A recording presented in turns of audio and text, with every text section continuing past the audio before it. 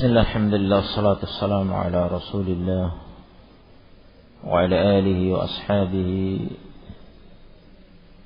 wa man walah, amma ba'd.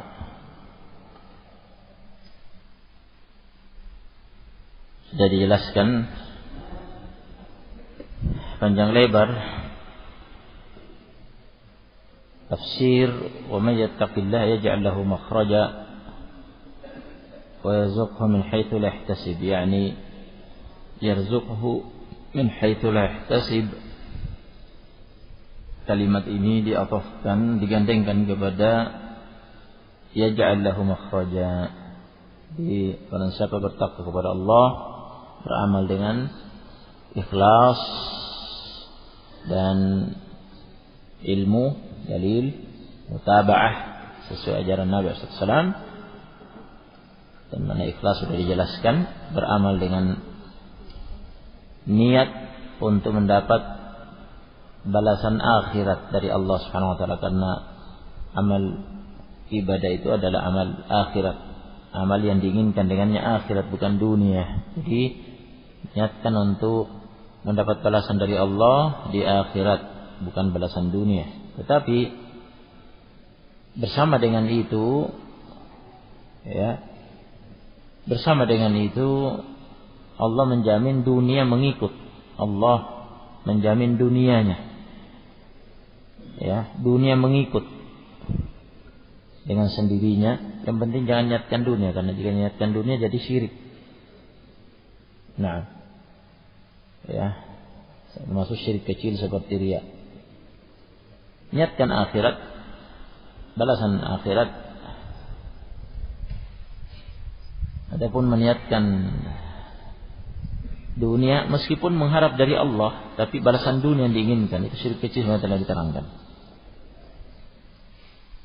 Niatkan akhirat, dunia mengikut, begitu. Umay yattaqillah, barang siapa bertakwa kepada Allah. Bertakwa kepada Allah adalah beramal dengan ikhlas dan ilmu. Ikhlas maknanya itu tadi, beramal dengan amalan akhirat, mengharap balasan dari Allah di akhirat, bukan balasan dunia. Dunia mengikut, yaj'al lahu makhraja, Allah akan beri dia solusi dari problemnya di dunia. Wa yarzuqhu min haitsu la yahtasib, Allah Subhanahu wa taala akan beri dia rezeki dari arah yang dia tidak perhitungkan. Rezeki adalah urusan dunia, balasan dunia. Nah, begitu pula solusi dari problem urusan dunia, balasan dunia, dua-duanya ini mengikut. Nah, jangan niatkan ini bukan ini yang diniatkan. Ini balasan yang mengikut, jaminan dari Allah Subhanahu wa taala. Jika meniatkan beramal dengan amal akhirat, mengharap balasan dari Allah di dunia, berarti tidak bertakwa kepada Allah. Karena makna takwa tidak masuk di situ. Itu tidak bertakwa kepada Allah. Baik. Kemudian wa may yatawakkal 'ala Allah fa huwa hasbuh. Barang siapa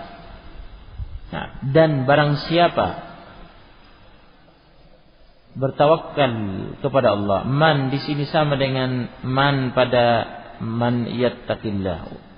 Man yatawakkal juga ini perangkat bahasa yang digunakan berfungsi untuk persyaratan dengan menjazm fi'il mudhari' yatawakkal, makanya disukun majzum. Naam. Barang siapa bertawakal kepada Allah, ini syaratnya. Balasannya jawabus syarat fa huwa hasbuh. Huwa hasbuhu, jawab syaratnya di sini adalah jumlah ismiyah mubtada khabar. Maka dibutuhkan fa rabithah. Huruf alfa ini pengikat antara jawaban dengan syarat, karena jawabannya adalah kalimat yang terbentuk dari isim mubtada dan khabar.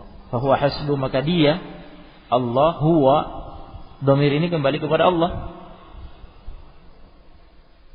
Nah, jelas sekali dhamir huwa kembali kepada Allah. Tidak ada yang lain pada kalimat sebelumnya, pada kalimat persyaratan ya selain hamba yang bertawakal ya pada urusannya dia serahkan sepenuhnya kepada Allah. Tawakal apa maknanya? Al-i'timad 'ala Allah atau syirkul i'timad 'ala Allah, yakni bersandar kepada Allah sebenar-benarnya, sejujur-jujurnya, ya, sepenuhnya bersandar kepada Allah. Fi jalbil manafi', dalam upaya meraih manfaat yang diinginkan, wa daf'il madar, dan mencegah mudarat yang dikhawatirkan, ma'a ta'atil asbab, disertai menempuh faktor-faktor, sebab-sebab, wasilah-wasilah untuk meraih manfaat tersebut dan mencegah mudarat tersebut. Penguasa alam semesta adalah Allah, penciptanya, pengaturnya, penguasanya Allah, pencipta, pengatur dan penguasa manfaat dan mudarat seluruhnya Allah. Maka hasilnya yang menentukan adalah Allah. Manfaat apapun yang diupayakan atau mudarat apapun yang dikhawatirkan, ya, maka semuanya penentuannya kembali kepada Allah. Karena Allah pencipta, manfaat dan mudarat itu Allah pengaturnya dan penguasa tunggalnya. Wa Rabbul Alamin. Maka serahkan sepenuhnya kepadanya. Kita hanya berupaya, berusaha, ya, tentunya disertai usaha upaya tadi, yaitu menempuh faktor-faktor, sebab-sebab, wasilah-wasilah untuk mencapai hasil yang diinginkan, tidak berpangku tangan. Naam, hasilnya serahkan sepenuhnya kepada Allah, itu tawakal, disertai ya rasa cinta, harap, pengagungan dan takut kepada Allah Subhanahu wa taala. Nah, itu ibadah tawakal, amalan kalbu, ya, hati. Tayyib,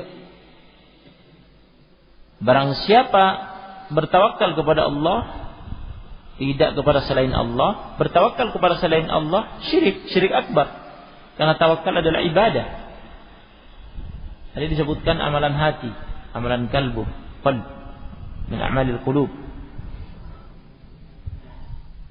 Ya, barang siapa bersandar pada urusannya kepada selain Allah, dia menyandarkannya kepada selain Allah dengan penuh rasa cinta dan pengagungan kepadanya. Kepada selain Allah itu berarti dia telah mengibadahi makhluk tersebut, dia telah berbuat syirik akbar.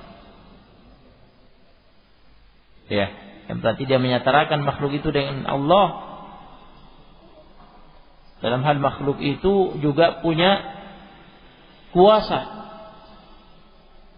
terhadap urusannya, yang mencipta dan mengatur manfaat dan mudarat. Nah, ini syirik, ya, syirik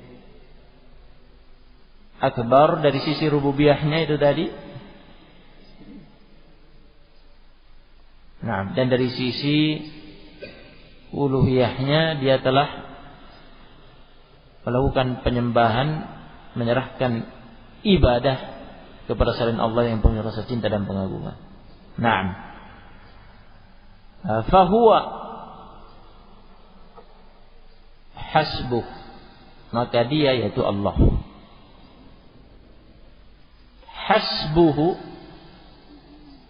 Hasbuhu mencukupi dia. Mencukupi dia pada urusan yang dia sandarkan kepada Allah. Ya. Tafsir ulama, ya. Tafsir Ibn Katsir, tafsir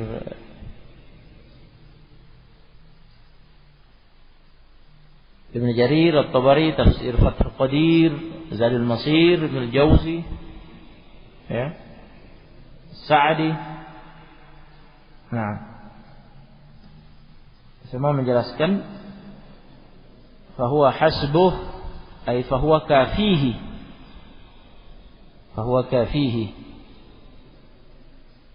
Hasbuhu yakni kafihi. Maka dia Allah SWT hasbuhu mencukupi dia, kafihi mencukupi dia. Nah, al-amru alladhi yatawakkalu ala Allah Subhanahu wa ta'ala fihi. Nah, dia Allah mencukupi dia pada urusannya yang dia bertawakal kepada Allah, menyerahkan sepenuhnya urusan itu kepadanya. Allah akan mencukupinya pada urusan itu. Jaminan ini. Nah,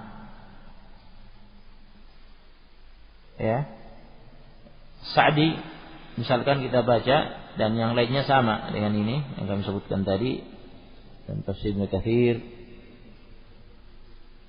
ya, Ibn Jarir At-Tabari, tafsir Zadul Masir, Ibn Al-Jauzi juga Fathul Qadir Asy-Syaukani. Nah, kata Sa'di ay kafihi, hasbuhu ay kafihi. Nah, Allah Subhanahu wa taala mencukupi dia. Al-amru alladhi tawakkal alaihi bihi, urusan yang dia bertawakal kepada Allah dengannya. Naam. Wa idza kana al-amru fi kifalatil ghaniyyil qawiyyil azizir rahim, kata Sa'di rahimahullah, apabila urusan itu, ya, pada jaminan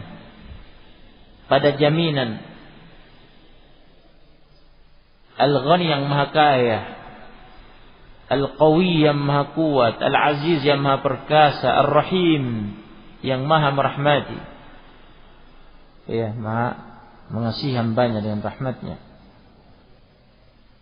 Fahuwa aqrabu ilal abdi min kulli syai', maka itu lebih dekat kepada hamba daripada segala sesuatu selainnya. Ya, bagaimana tidak? Yang menjamin adalah yang maha kaya, yang maha kuat, yang maha perkasa, yang tidak terkalahkan, yang maha merahmati hambanya. Walakin, akan tetapi, rubbama annal hikmatal ilahiyyata iqtadat ta'khirahu ilal waqtil munasibi lahu. Hanya saja boleh jadi al-hikmah al-ilahiyah, ya, hikmah ketuhanan, hikmah kebijaksanaan Allah Subhanahu wa taala yang maha mengetahui lagi maha bijak dalam bertindak, dalam berbuat, iqtadat menuntut takhirahu diundurnya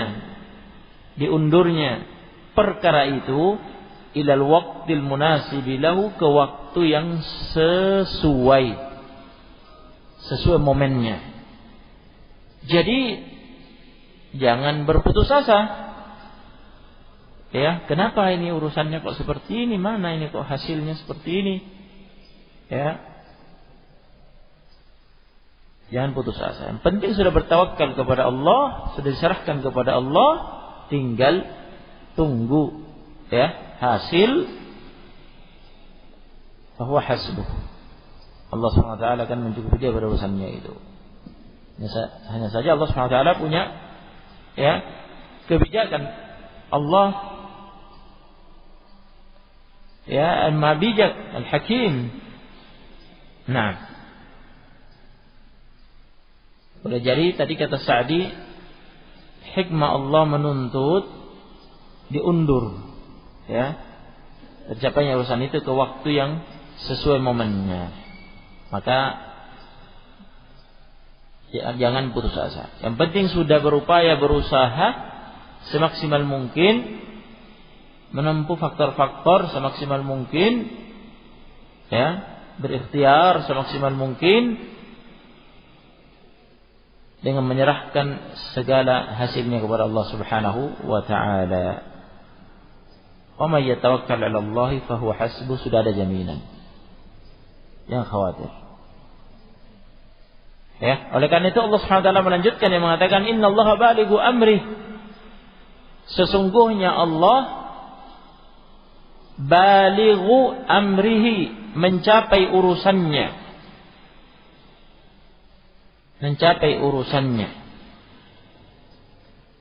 Maksudnya mencapai urusannya, yakni segala urusan yang Allah kehendaki pasti terjadi. Ya. Tidak ada yang bisa menghalangi. Nah, diwakili oleh tafsir Sa'di yang bacakan di sini, la budda min nufudhi qada'ihi wa qadarihi. Ya. Mesti, harus, ya. Tidak mungkin tidak. Mesti akan berlangsung, akan terjadi, terrealisasi apa yang diputuskan oleh Allah Subhanahu wa taala, apa yang ditakdirkan oleh Allah Subhanahu wa taala. Berarti di sini ya bisa dipahami bahwa amr di sini adalah amr kauni qadari. Innallaha balighu amrihi al-kauni al-qadari, karena amrullah, ya, urusan Allah Subhanahu wa taala, perintahnya kan ada dua, ya. Ada yang bersifat kauni qadari, ya, dan ada yang bersifat syar'i. Kauni qadari adalah segala sesuatu yang Allah tetapkan, ya, dari urusan-urusan yang Allah Subhanahu wa taala kehendaki untuk tercipta, terjadi.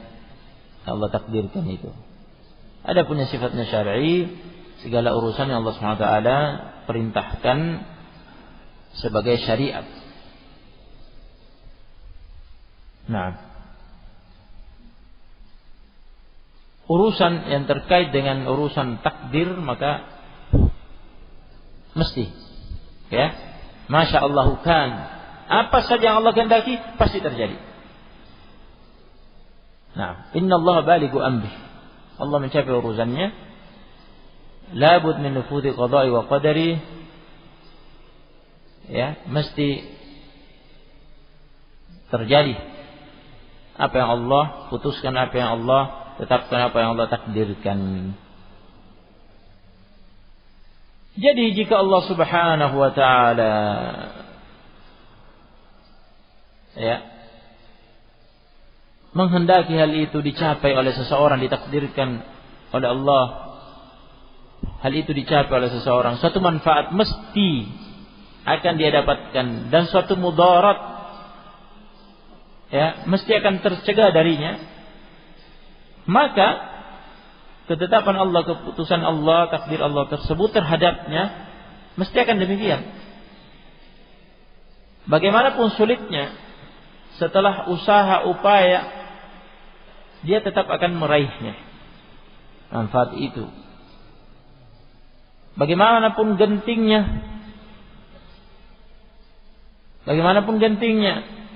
usaha dia, upaya itu untuk mencegah darinya mudarat dari dirinya, mudarat itu melindungi dirinya,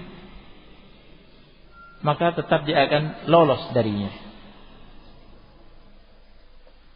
Ya, meskipun berkumpul manusia dan jin seluruhnya untuk mudaratkan dia, tidak akan bisa mudaratkannya jika Allah memang telah menetapkan, menakdirkan bahwa dia tidak akan terkena mudarat itu. Yang penting tawakal kepada Allah. Innallaha balighu amri, jangan khawatir. Namun jika memang Allah Subhanahu wa taala menetapkan dan menakdirkan, ya, dia tidak bisa mendapatkan manfaat itu, ya, mudarat itu mesti akan mengenai dia, bagaimanapun upayanya mesti dia akan terkena juga. Nah, difahami ya? Yang jelas ya, sikap hamba terkait dengan urusan takdir ya, jika dia mendapatkan manfaat yang diinginkan, nikmat, maka dia bersyukur. Jika dia terkena mudarat, musibah, maka dia bersabar. Itu kewajibannya. Yang penting di awal tawakal. Kemudian dihadapi segala sesuatu di akhir dengan ya, bersyukur atas nikmat, bersabar atas musibah.